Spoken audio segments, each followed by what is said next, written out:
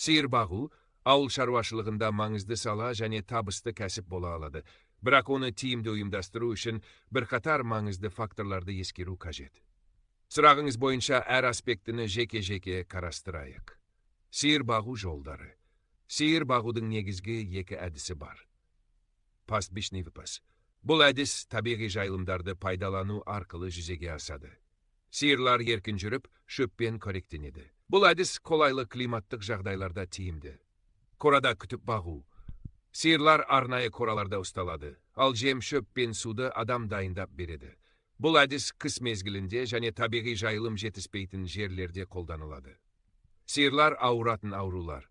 Сиырларды күтіп бағу кезінде аурулардың алдын алу өте маңызды.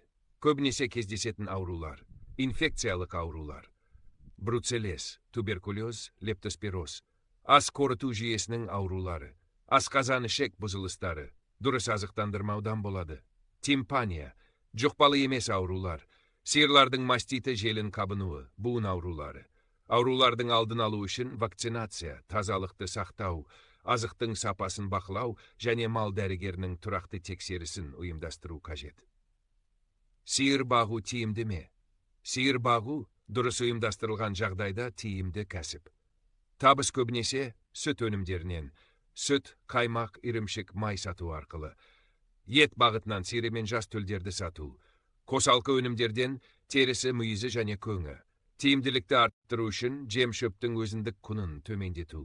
Өнімдерді нарықта дұрыс бағамен сату. Жаңа технологияларды қолдану, мысалы сау қондырғылары. Қандай қораларда бағу керек? Сиырлар үшін қораның жабдықталуы өте маңызды.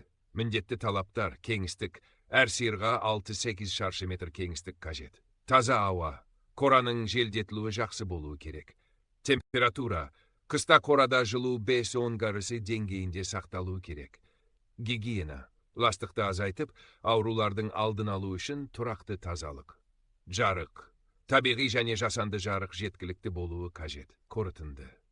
Сиыр бағу пайдалы кәсіп бола алады, бірақ бұл үшін малды дұрыс күтуді, азықтандыруды және аурулардың алдын алуды қамтамасыз ету маңызды. Инвестиция мен еңбектің қайтарымы жақсы жоспарлау арқылы артады.